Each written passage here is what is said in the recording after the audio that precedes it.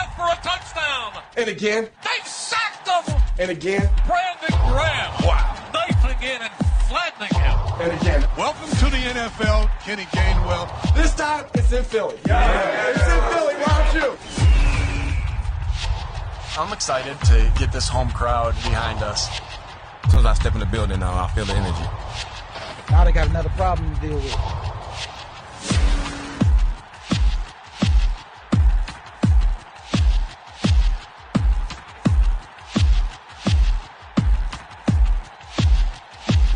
Pretty exciting young group right here. Wow. Feel that energy when we come out. When we play together, y'all see what happens. Touchdown. Family on three. 1, 2, 3.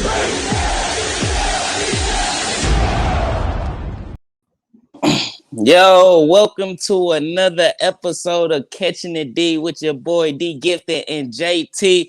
JT, man, how you been, man? Say what's up to the people, man. What is going on, fams? JT, Eagles Talk from Delco.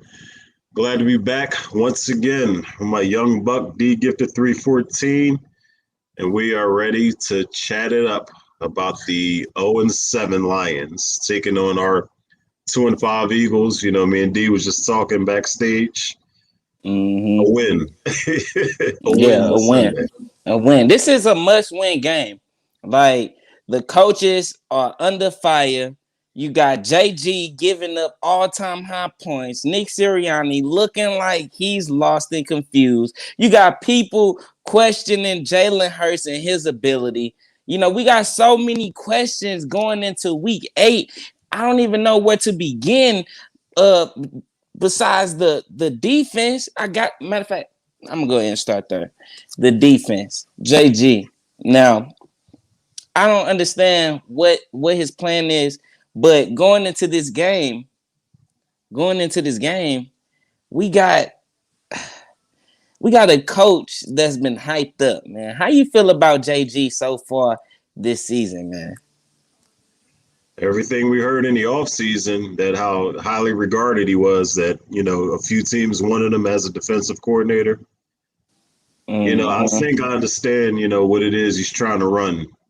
But what it comes down to is we just ain't got the personnel. And, you know, our best players that we have, I mean, they're just not in the best possible position they can be in to succeed. You know, Josh Sweat, you know, they're not utilizing him to the best of his ability. Fletcher Cox, you know, is chirped about he doesn't like his role, you know, where all he does is take on double teams. Mm-hmm. And, you know, I'm just not, you know, I don't know how much of that to put on Jonathan Gannon. But what I will say is he did absolutely nothing to help the defense out. I mean, there was no sort of adjustment whatsoever last week. And that, to me, was very disappointing. You know, all I had to go off was what people said about him. Right. You know, and how he was a disciple of Mike Zimmer and that he was going to run that type of defense. And for whatever reason, whether it is just the personnel, him not making adjustments, you know, maybe it's a combination of both. So I'll just say thus far, I'm really disappointed.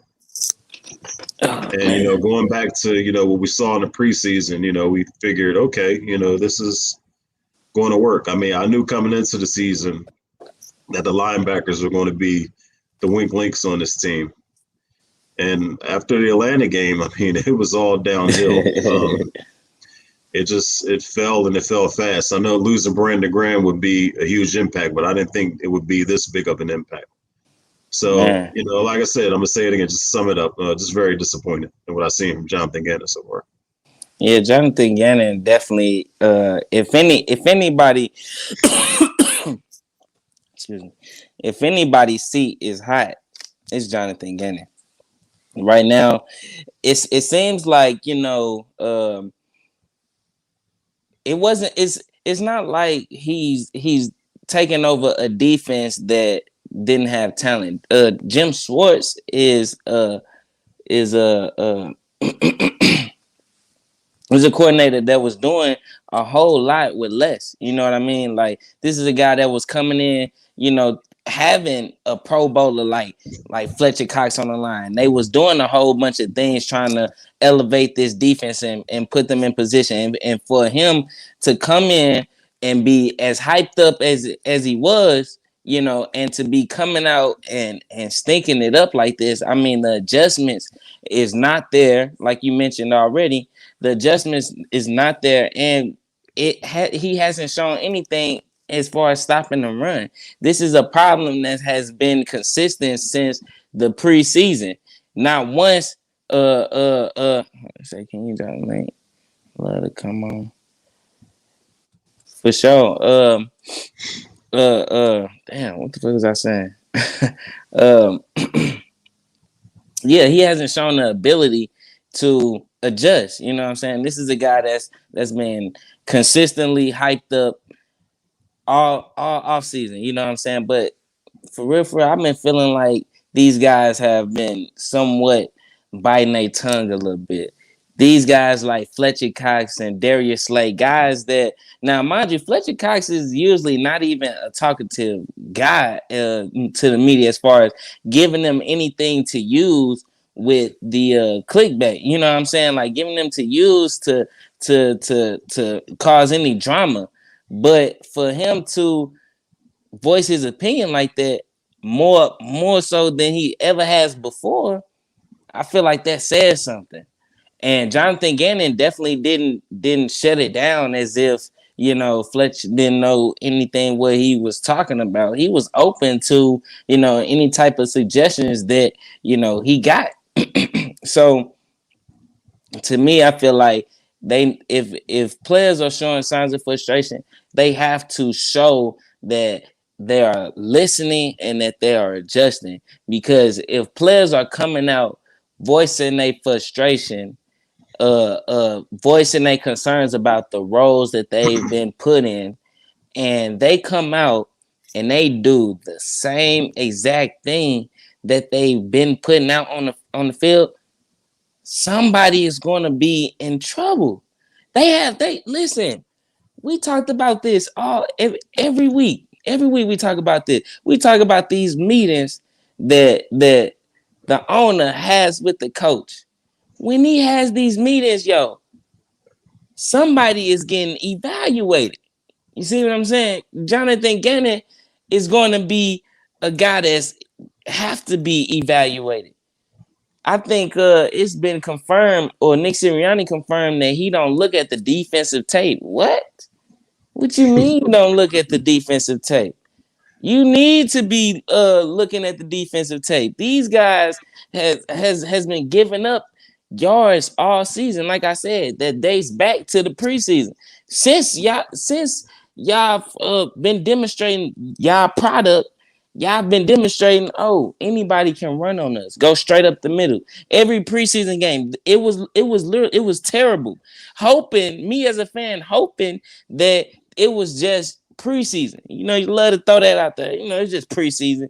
These guys just backups. You know what I'm saying? Like, it ain't really showing what they really gonna be doing, in the real game. But it was still somewhat concerning because they were still running their base defense. And so since they were still running a base defense and still guys was just running at will, it looked really terrible. And it was very concerning.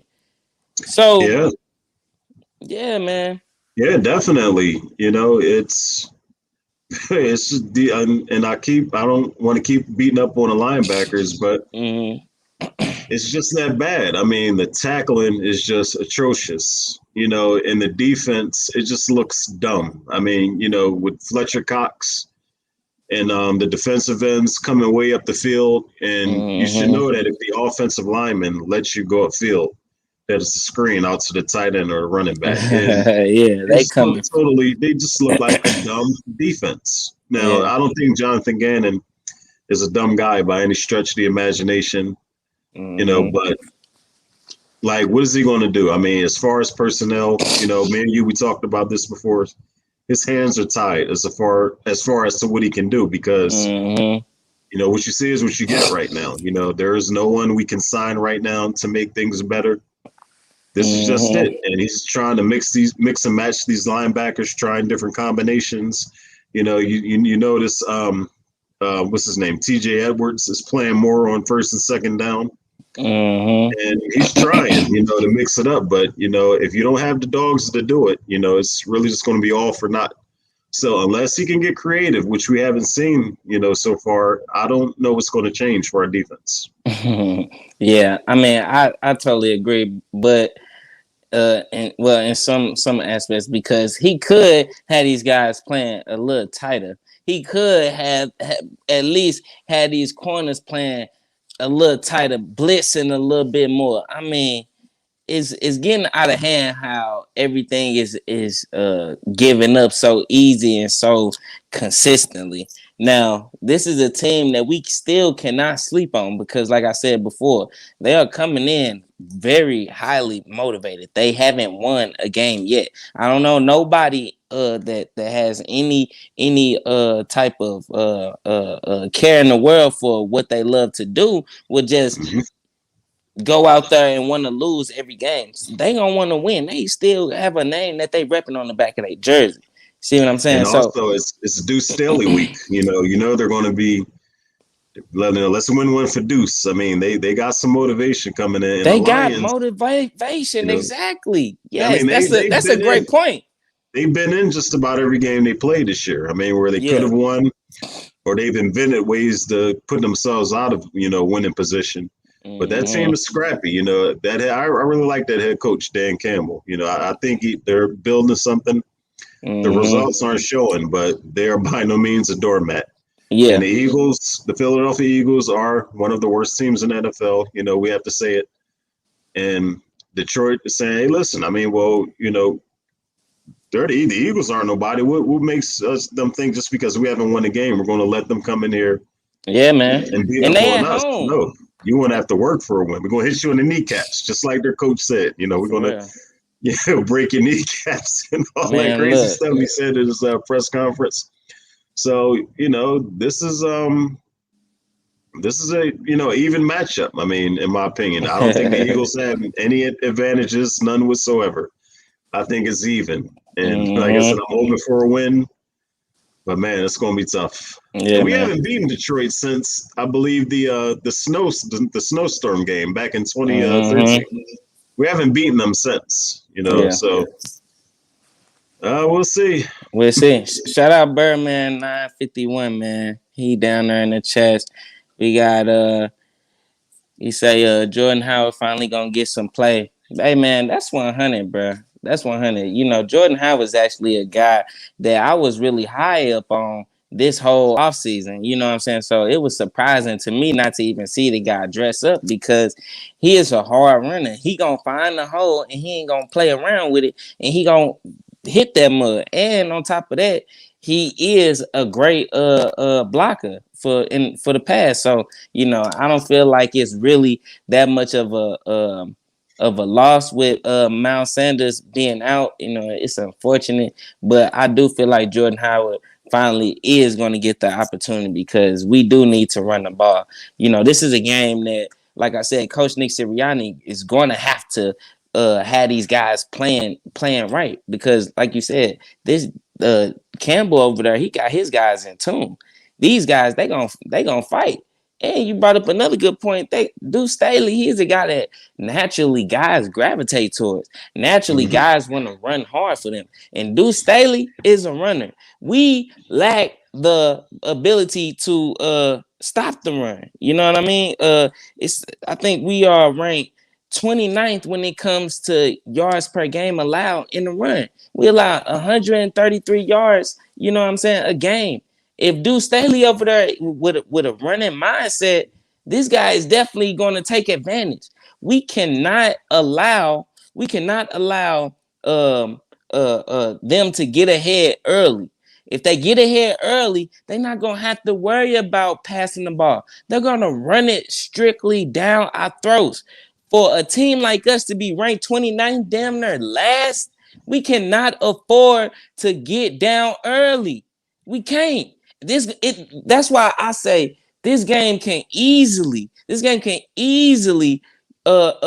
turn real ugly. Easily.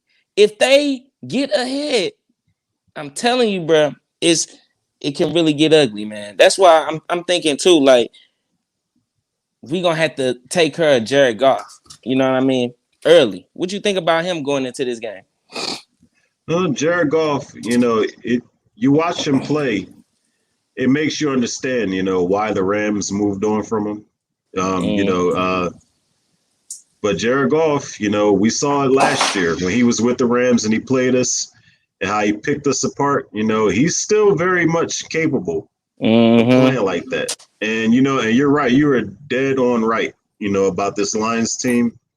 They're at home. If they get up and they get some confidence and, Jared Goff, if he has like the same amount of time like Derek Carr had last week, man, it can get really, really ugly. And D, I don't know what I'm going to do if that's what happens on Sunday. Man, that they can't let that happen. Man, they went up against one of the worst offensive lines last week, because of injury.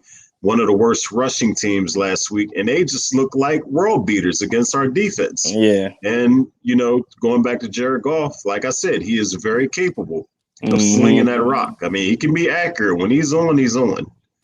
So, we keep saying the same exact things about what we believe the defense needs to do, but they haven't done it. That's the problem. JG saying the same things too in his press conferences. Everybody at this point saying the same thing in their press conference. Just like we saying the same exact thing every week, what this team needs to do. The coach is saying the same exact thing and they not adjusting. They saying all the right thing. When you tune into JG press conferences, his press conferences, they are definitely, a guy that shows, he knows football. He knows what he's talking about, but it's not translating on the field. It's not translating on the field at all. Jared Goff, in my opinion, is a guy that can definitely he's a guy that still played in the Super Bowl. He's not he's definitely very capable of winning if he has the weapons around him. With that being said, he doesn't have a lot of weapons. He doesn't have a lot of weapons coming into this game. Right now, so far, he's looking very average. He's looking like a guy, like you already said, that shows why the Rams moved on from him, because he can only do so much. Right now, so far, this is a guy that has 8 touchdowns and 6 interceptions. That's damn near, equal, like it's a 50-50 type of deal, with a QBR rating of 84.7. He's very, he can make things happen if you let him, but that's when we have to get guys off their spot. This Detroit Lions team is a team that is last for a reason, is winless for a reason. They don't have the support to support him. If Jared Goff already can't do much, he is a person that you're gonna have to block for. And right now, the Detroit Lions is not a team that can hold up against the block. Right now, they terrible against the rush. Against the pass rush. They allow 17 sacks already. 17 within 7 games. That's terrible. And if our defense as a whole was playing the way we expected to, this wouldn't have been an issue last week. I said it again, going into last week. What did I say last Friday when we were talking? I said the Eagles' defensive line should definitely eat against that Raiders' offensive line. And what happened? Not a scratch on not a scratch. So you just mentioned the Lions and they're last against and they can't hold up. Well, that's not music to my ears because my defense can't stop anybody. So, the most perplexing thing about it all. I can't say, all right, our defense this week is going to be the week. Last week was supposed to be the week, and it hasn't happened. So, we're right back where we started. Yeah, I feel like the guy, as a team, we have yet taken advantage of the opportunities week in and week out. We have been able to go against teams that was either depleted on corner, depleted at wide receiver, and yet we have not, as a team, been able to take advantage of the opportunities that we have been presented. It's getting ridiculous how easy these teams are getting yards. Last game, Derek Carr was 31 of 34. 31 out of 34 passes. Didn't damn near the ball didn't touch the ground. That's ridiculous. That's an emergency meeting kind of stat right there. What is going on? That's an it wouldn't be an emergency meeting if they didn't do this consistently. They haven't been able to stop. They not stopping the run and they not stopping the pass. They not stop. They 29th in runs defense and yards allowed per game, 133, and they damn show not stopping nothing in the pass. Given these guys are playing 5 yards off, they getting whatever you can get at to, and then we're not getting no pressure. Nothing is happening. And then what tops it off? That the defensive coordinator doesn't have any adjustments or whatever adjustments he's trying to make. We don't see it. That's what, that's the tip of the iceberg right there. That's what makes it just all bad. Like, okay, Jonathan Gannon, you see this isn't working. Why don't you try this? Why don't you try that? Mm-hmm. But no, he's supposed to play that little, in which it is really making me hate the zone defense. Yeah, I know it works. If you have the right personnel, it works. But as I said at the top of the show, if you don't have the horses, it's not going to work. You know what I mean? But that was the reason we got Nelson. Though we were supposed to have a complimentary. That was supposed to help out JG. That was supposed to help him out. And shout out to Mrs. Bergame 31. She down there in the chat. Then shout out to One Trey Rocky down there. What's going on, One Trey? What's good with you, Miss Bergame? Yes. But these guys have yet been able to take advantage of any of their opportunities. And we cannot just be giving up any fucking thing. Excuse my language, but we can't just be giving up, easy targets. And if we go to Detroit, and these guys beat us, if these guys beat us, if Nick Sirianni lose to a rookie head coach that's just like him, a winless rookie head coach, that's gonna be terrible. And we have to play tighter. We have to create some more type of pressure. One guy that kind of showed up for them last game, what the fuck is his name? Khalif Raymond.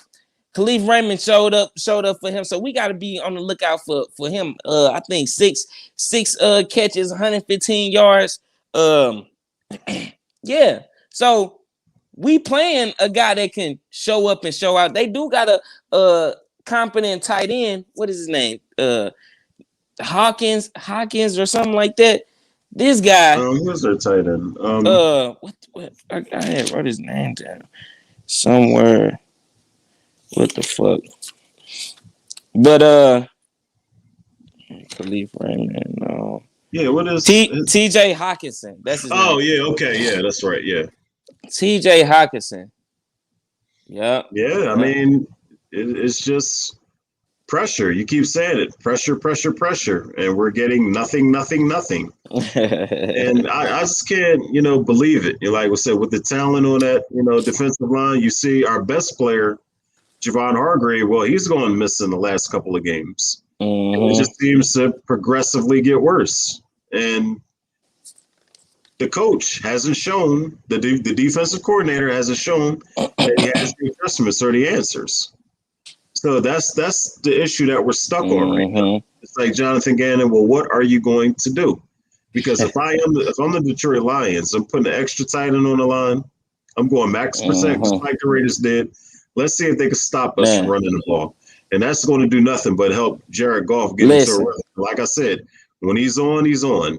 And he will pick his own defense apart the same way Derek Carr and all the other guys, Tom Brady and Dak Prescott and everybody, except for Matt Ryan is the only quarterback that didn't have any success against us. And, when we played them.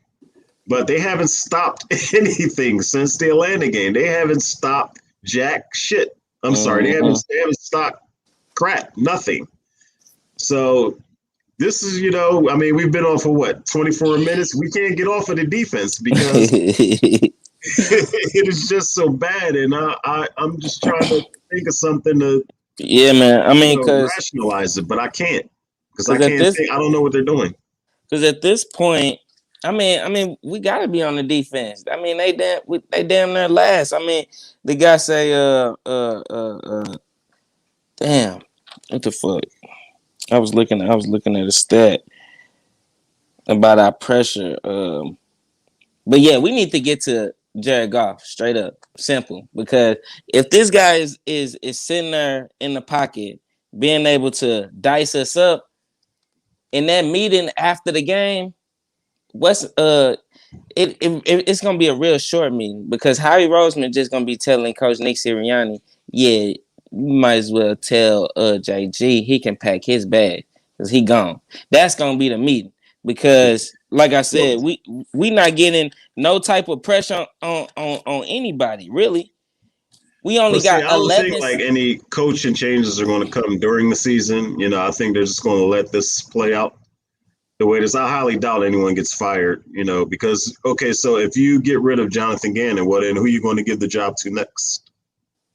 Yeah, so man. I agree, all those young coaches, they all go hand in hand. I figure the best way is let them finish this thing out at the end of the year. If things really continue to implode, we know we're going to have another coaching change. And obviously Gannon and Sirianni, they're going to be made the scapegoats. You know, like I said, this is a much bigger issue, but I don't want to jump too far ahead.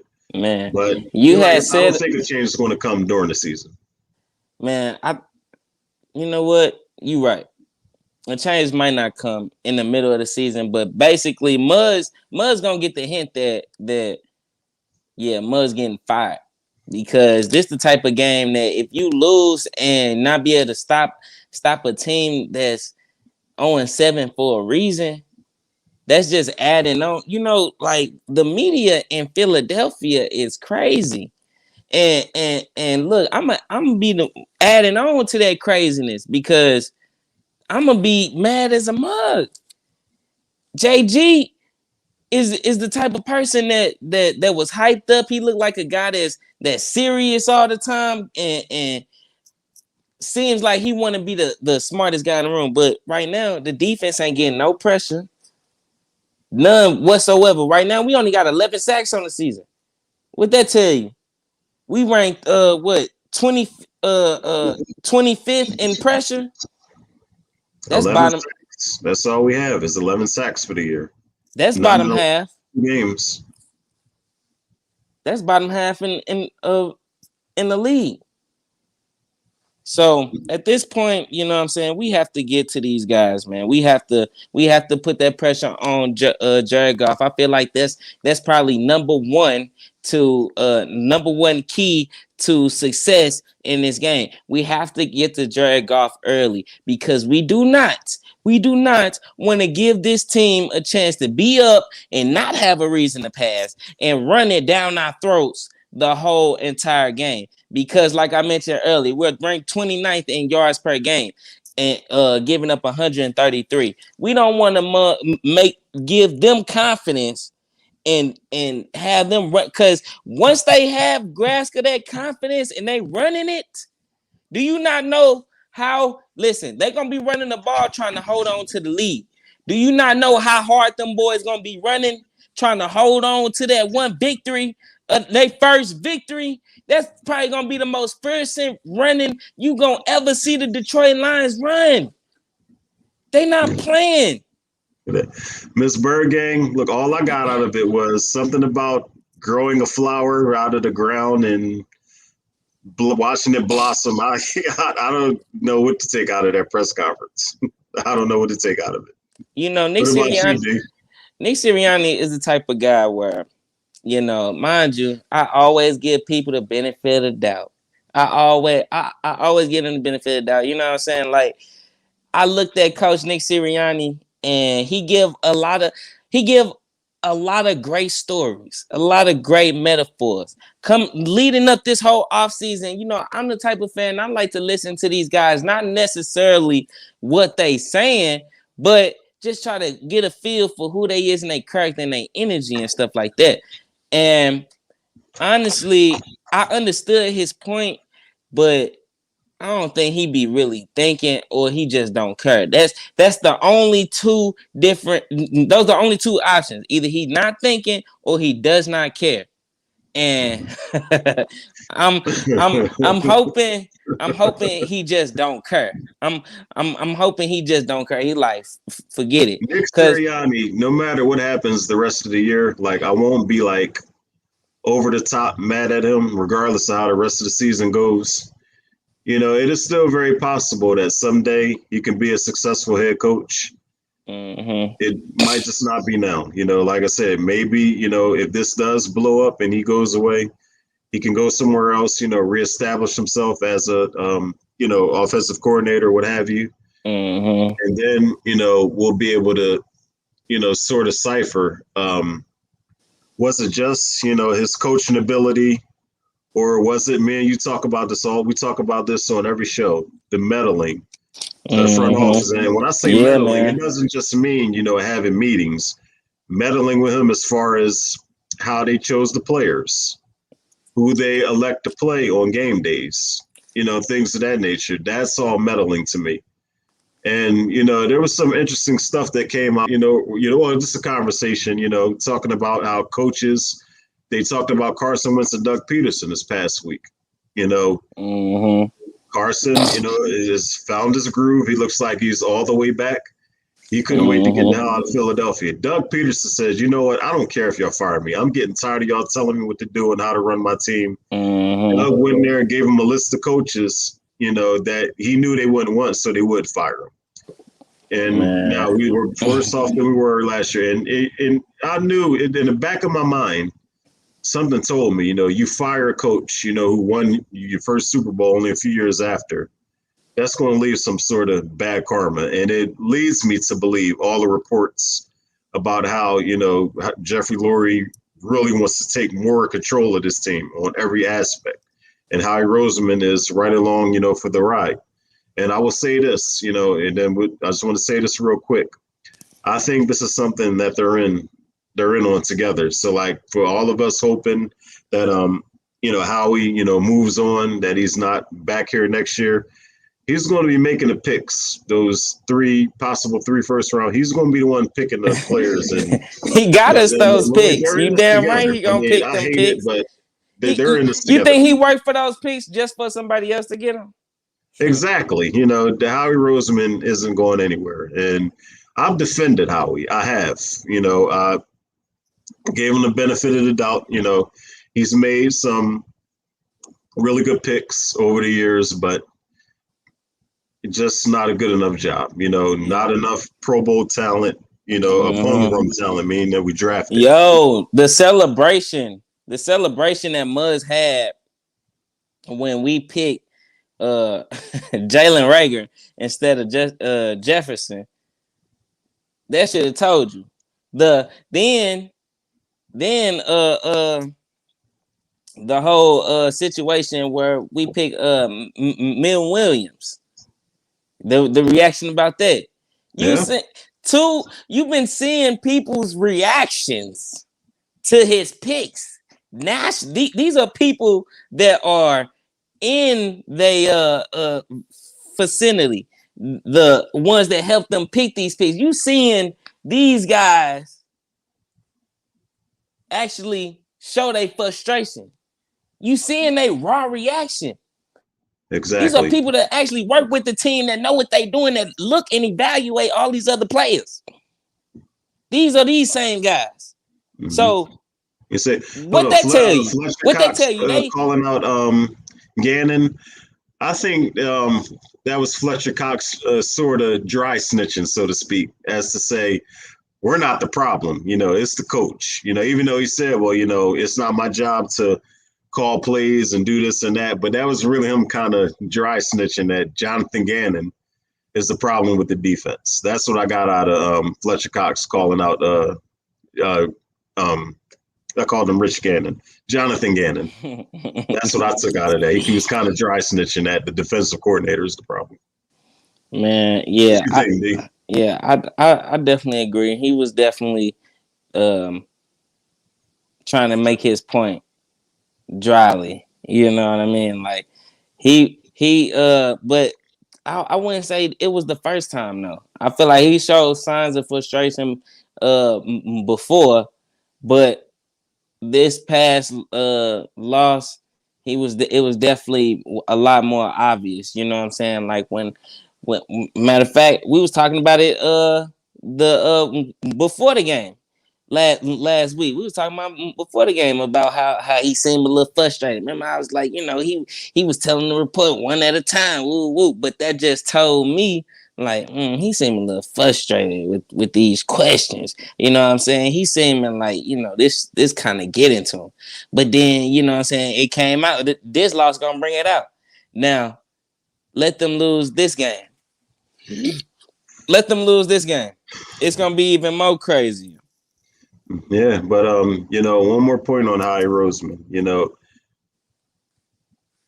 I've already said, how I've defended him, over the years, and trying to, make people look at it, that maybe it's not all him, but I was just, delusional to myself. I mean, you got to recognize where the problem is. Yeah. And this is such, we've never had this opportunity where we're going to have, well, I think it's pretty much set in stone. We are going to have 3 first-round picks, but it is possible we could have 2 picks in the top 5. There is no way we can blow that. We just can't do it. Now, Howie, he's going to be here. And the sheer fact that Jeffrey Lurie doesn't remove him, if he bombs on those picks, well, the damage is done. I mean, we're set back for I don't know how long.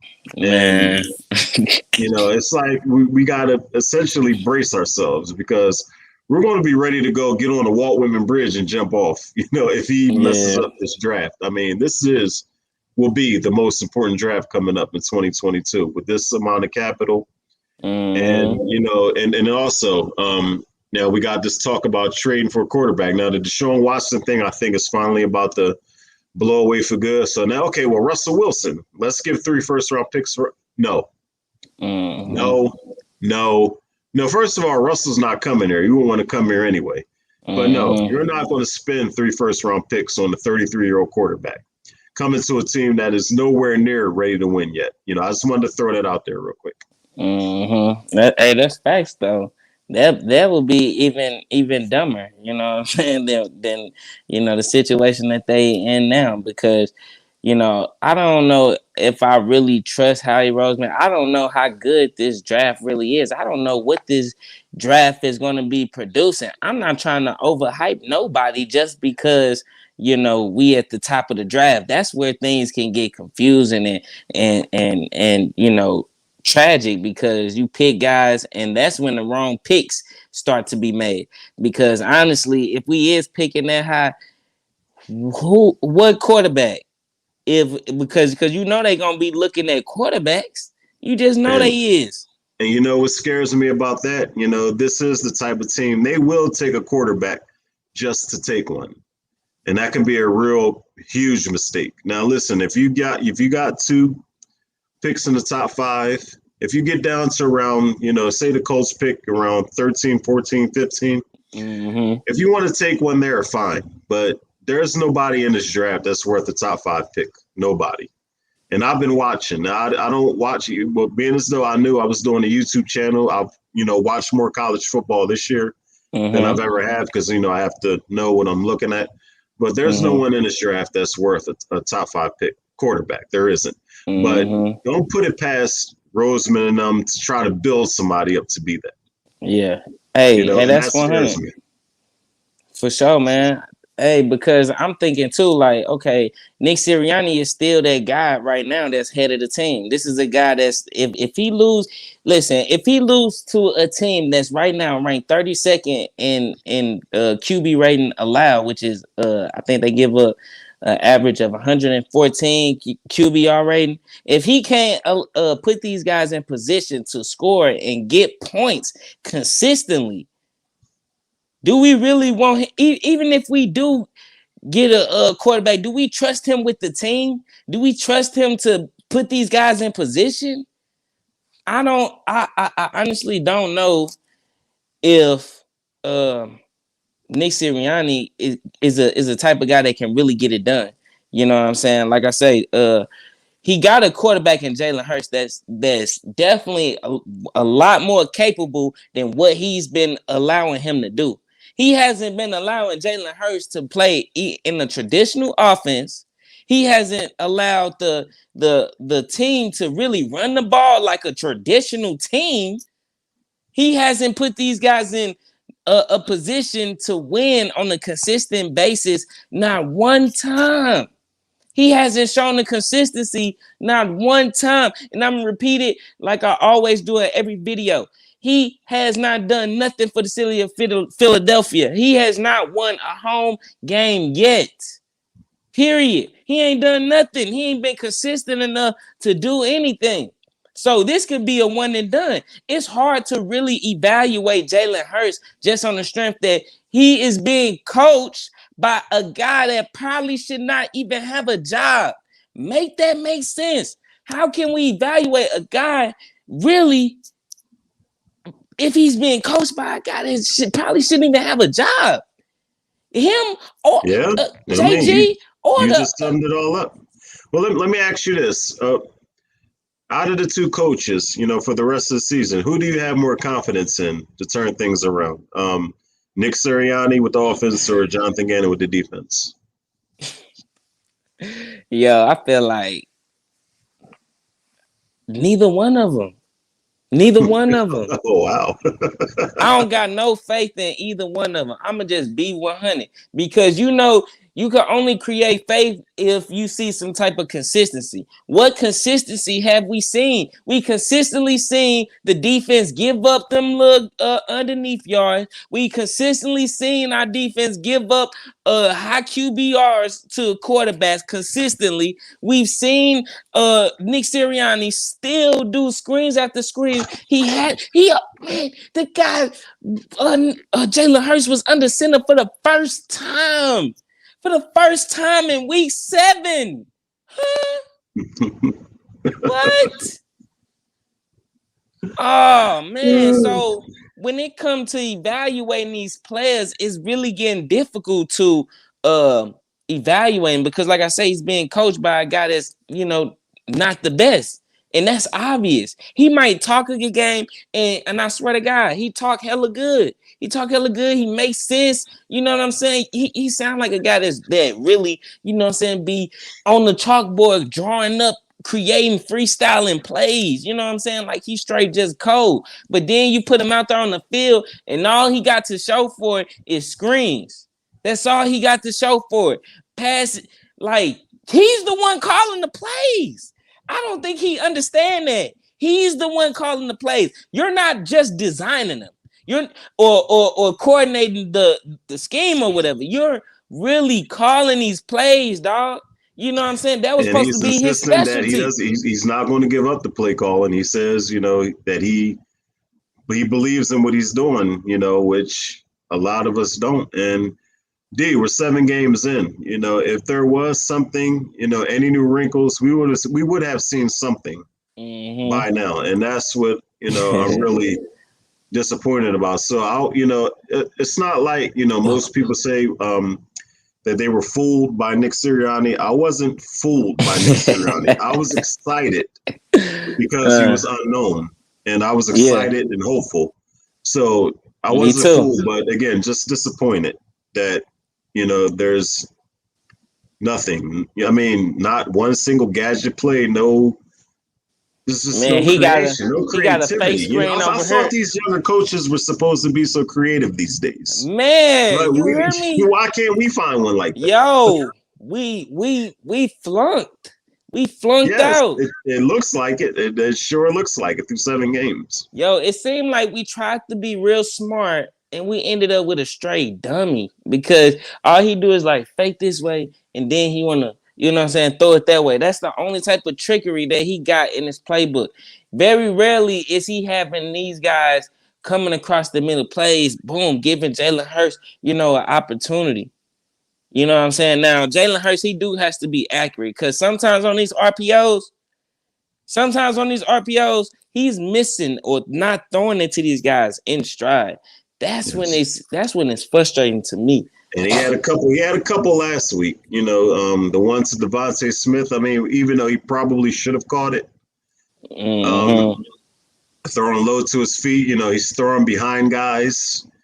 And, you know, this is about the 5th consecutive show. I'm going to bring it up again about a quarterback's accuracy that I've never seen it before where it's gotten better, you know, and I don't expect it to get better now. I think he, as a passer, he just is what he is. But under the right circumstances, under the right coach, with the right scheme, he can be far more effective than he has been this year.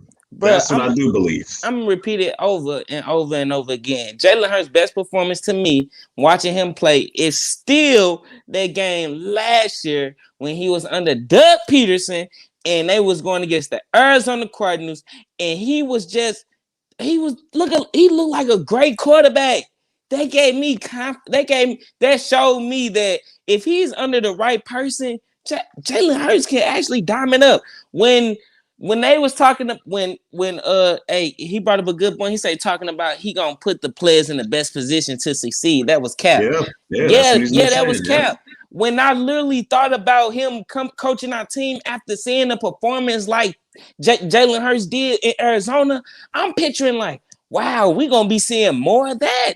We're gonna be seeing him taking it. It was completely the opposite. It was that like Doug Peterson looked like a straight genius head coach compared to what Nick Sirianni has been putting out. And that's facts. Doug Peterson looks like a straight. When Doug Peterson was masterfully calling those calling the plays and throughout the playoffs and stuff, you know what I'm saying? Like, hey, D, check this out. What about bringing Doug back next year after they fire Sirianni? Oh man. Hey, if that was, you imagine that? I actually can. You know, sports is crazy. You know what I mean? Sports is crazy. Doug Peterson probably would, but he if he come back, he gonna be like on my terms. I get this. I want this. Hey, they gonna let him do whatever he want to do. It's Doug Peterson. He coming back to his city where he won where he got the Super Bowl with the man that actually did something for the city. Nick Sirianni has not won a home game yet. I'm gonna repeat it over and over. He got to get it together. Nick Sirianni. That would be just so comical, you know, if they crawl back to Doug and say, "Okay, Doug, listen, come on home. You know, let's work it out." It really got me straight like dumbfounded though. Like I'm straight trying to think like, how did this man get a job, bro? Like I'm straight thinking like, how these plays being dictated? How is he calling these plays, yo? Like, what's his strategy? And you know what? I don't even know why I even asked that dumbass question because they don't even got no strategy, bro. JG already said he ain't got no scheme. Nick Sirianni think he can just create a new scheme every week when in reality he's calling the same damn screen or same damn plays. You know what I'm saying? All this is getting kind of crazy. Like at this point, man. At this point, it's like if the coach is being talked to a lot by the owners, if they are the ones that's in his ear telling him pass, then they really need to lead the situation, or they need to just leave the situation, bro, or fire or shut up so they can see exactly what's going on, so they can fire whoever needs to go. Because at this point, we don't know. So I'm thinking to myself, if they know that they are telling Coach Nick Sirianni to play a certain way or in his ear, then they can't fire nobody because it's their fault. It's their fault. You can't be mad at the product that you asked for. You talking about you wanna pass an explosive team, yo. Man, he say Doug got a statue, not Sirianni. He ain't proving nothing. Man, hey, dude, that's 100. I forgot, man. Doug Peterson do got a statue. He do got a statue. If Doug Peterson comes back, like I said, he getting everything he wants. It's his statue out there.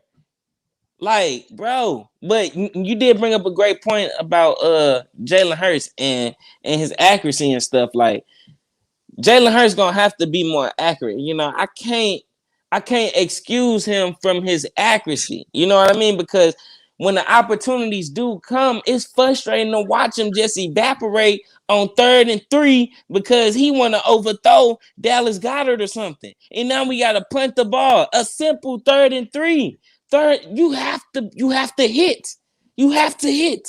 This is and that's why I started to show off with who's more motivated, because the players still have to be motivated. Jalen Hurts still have enough reason to go out there and fight. If it's one thing Jalen Hurts gonna do, he is gonna fight. But look, we need him to stay motivated so he can execute these plays, bro. Because right now he leading our team in rushing, which I think is a recipe for disaster. If this guy consistently leading our team in rushing, I don't want him to get hurt. That's the last thing I want. That's a disaster waiting to happen. And then, you know, it will frustrate me even more if Minshew come in. We haven't even talked about him. Man, oh goodness. If Minshew come in, what's good, Texas Eagle? Texas. If Minshew come in and this guy change up how he play, or call the plays, if he start running, it's gonna make me frustrated because I'm gonna be like, yo, you could have been. Why haven't you allowed us to see if Jalen Hurts can do the same thing? You know what I mean? That's a whole nother can of worms. I absolutely, like I said, we've been talking about the defense and the coaches so long. I forgot all about the effect, you know, the Joe Flacco trade has had. Now Gardner Minshew. But guys, let me give you my opinion. This team is going nowhere with Gardner Minshew as the quarterback. I'm just saying it right now. I know we have some content creators and some, you know, other fans who, you know, are huge fans of Gardner Minshew. You know, he's had some nice moments and he gives some splash plays, but we're not going anywhere with Gardner Minshew. We're not going any further Nick Sirianni like Gardner than we Minshew. are with Jalen Hurts. Nick Sirianni love Gardner Minshew. Nick Sirianni play basketball with him and stuff. That was part of one of the reasons that made him so comfortable coming over here. So it could be. And matter of fact, in that Nick Sirianni's press conference, and I don't want to make this as something that I thought of, but I was listening to I think it was Jeff Mosher and Adam Kaplan on Inside the Birds, and they were talking about how he was bringing up the plant and watching it grow, and they were connecting, you know, because a gardener can grow, and here we have Gardner Minshew like trying to. Okay. Nick Sirianni was into, Gardner. We got the Gardner. He's going to help us blossom and grow. That could be a thing, or maybe not. But that was just something they were saying. Yeah, man. Hey, they be clowning on that mud, man. They be talking crazy. But yeah, man. Honestly, I don't know, man, because it seemed like anything could go. Because mind you, when the coach seat is hot, the way it's gonna be hot.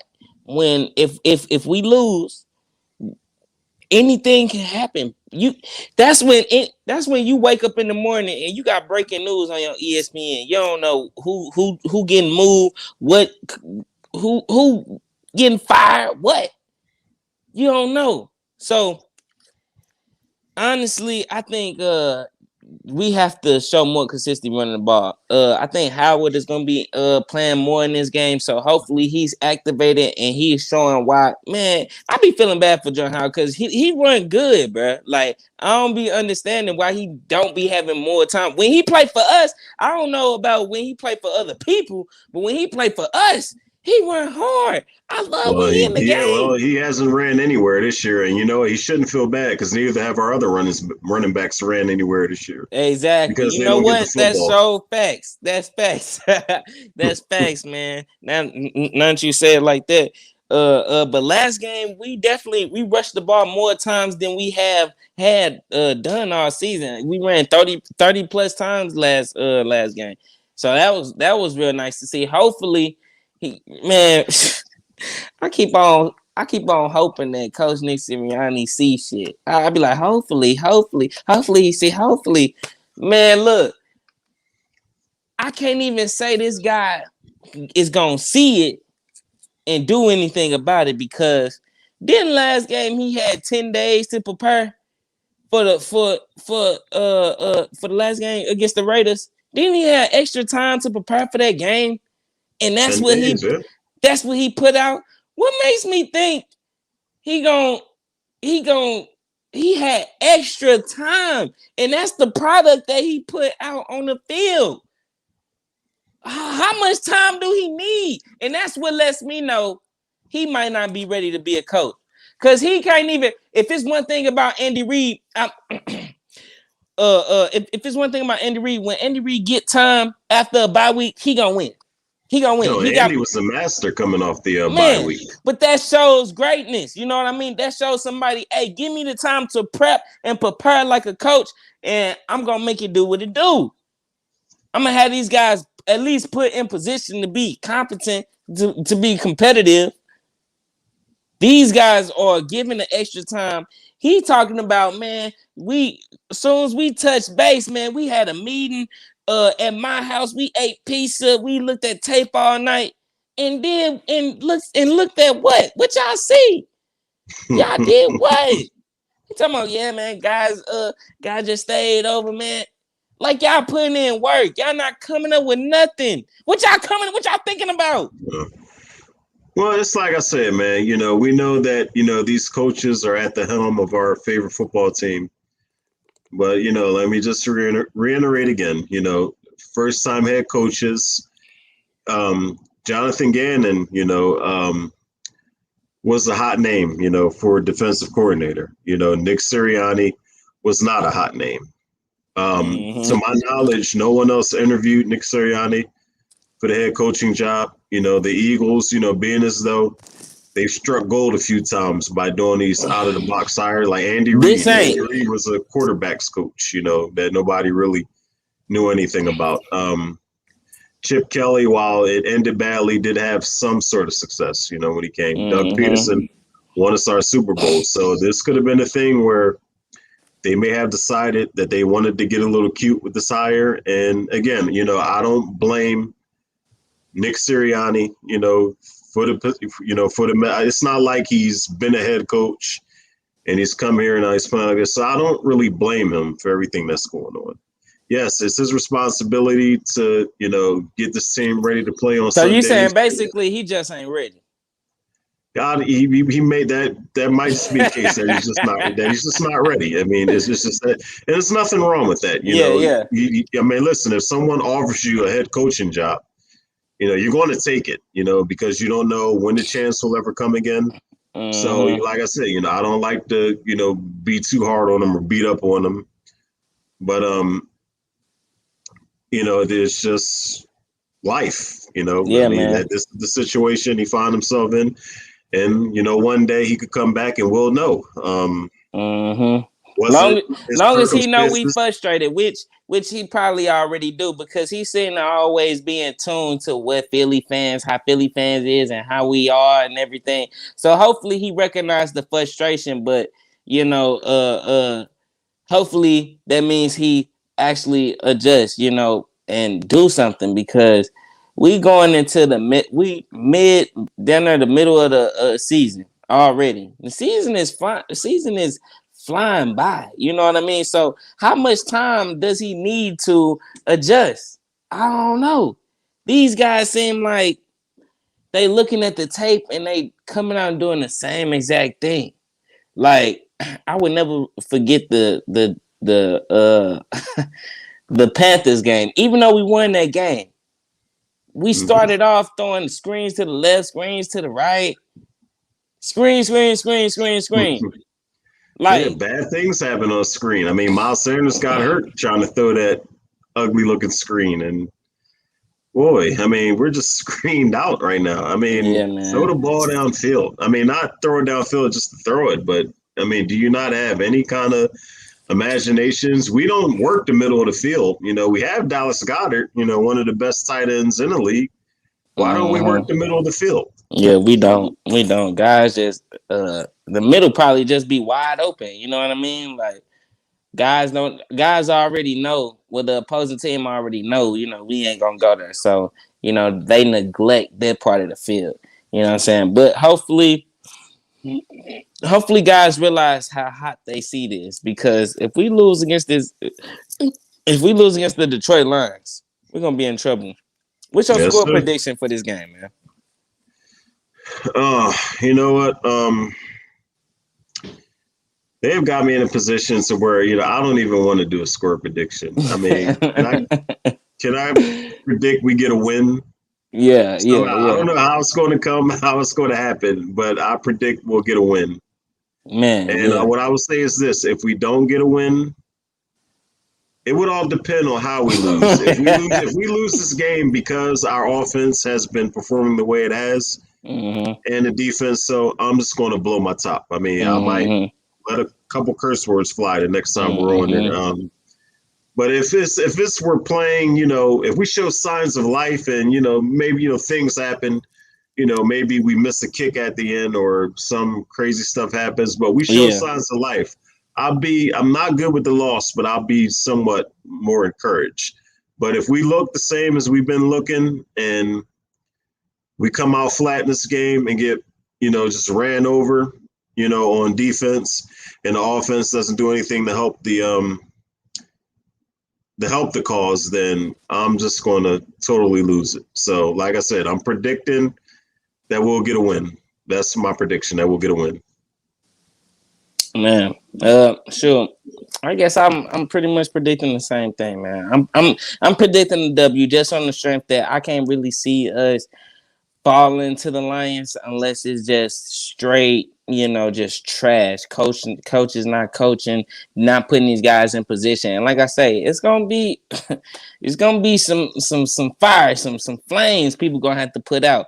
You got players still gonna have to speak to the media. People gonna have, man, if we lose, it can really get ugly. So I'm just hoping for a win. I'm predicting a win. I'm gonna say we score at least 21. I'm gonna say 21-10. I feel like JG should listen to the players, hear the frustration, and really be able to adjust and get these guys in position, because I'm interested in seeing exactly what he gonna do. What exactly is the advice that Fletcher Cox and Darius Slay giving him? What is they talking about? Is he even listening? You know what I'm saying? So I don't know, man. It can go both ways, man. So it can really be ugly. It can really be a 180. It can be something totally different, because mind you, they started off the last game something we never seen all season. Jalen Hurts lined up on the center. Have not seen that not one time, dog. Not one time. So yeah, man. And that's my score prediction. Me and you, we hoping for the same thing. We hoping for a W. Absolutely, man. So with that being said, man, we've been on this joint for an hour and 3 minutes, man. We gonna wrap it up. Hey man, y'all tune in, y'all like and subscribe and tune in to my guy Delco, man. JT, man, he be spitting facts, man. He be surprising me with some of the thoughts that he be bringing up, man. This is my guy right here. Every Friday we gonna be in this joint, catching it deep, man. And we got some new merch out too. So if y'all want to show y'all support, go down there in the merch. You know, our logo is looking real nice, real sweet on that joint. You know, we be going deep. We be in this joint for a good hour or two, just spitting, previewing the game every Friday. Absolutely. Every Friday. And folks, let me tell y'all, you know, just like my man D-Gift314, you know, I keep saying it over and over again, you know, subscribe to this man. You know, like I said, St. Louis native, but he rocks with the Eagles hard. You see it in his weekly videos. He brings that fire. He speaks what's on his mind. He lets you know what time it is. Yes, subscribe sir. to my channel, Eagles Talk from Delco. Now, guys, I know I've been missing the last couple of weeks, you know, because things have been really busy. but I'm back. You know, we're pushing out some more content this weekend. I'm at 36 subscribers right now, but guys, I'm trying to get to 100. So I'm doing a giveaway, you know, a $250 gift card to the Eagles Pro Shop that you can go pick out whatever merchandise you want. Guys, $250. My channel's nowhere near being monetized. And I'm giving a $250 gift card just to get to 100 subscribers. So I'm subscribed, so hopefully I get that drink. Hit that subscribe button, you know. If you don't win, don't get discouraged because I got to get to 200. So there's going to be plenty more giveaways. Sub up my guy D Gifted 314. You know, he's got a giveaway. You know, we trying to grow. Me and him, we're going to grow together. You make sure you tune in to Catching the Deep every Friday, 8 o'clock.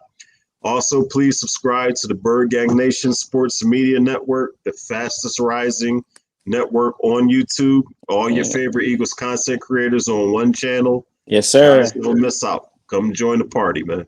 Yes, sir. Yes, sir. Hey, man, with that being said, y'all, man, hey, peace and love.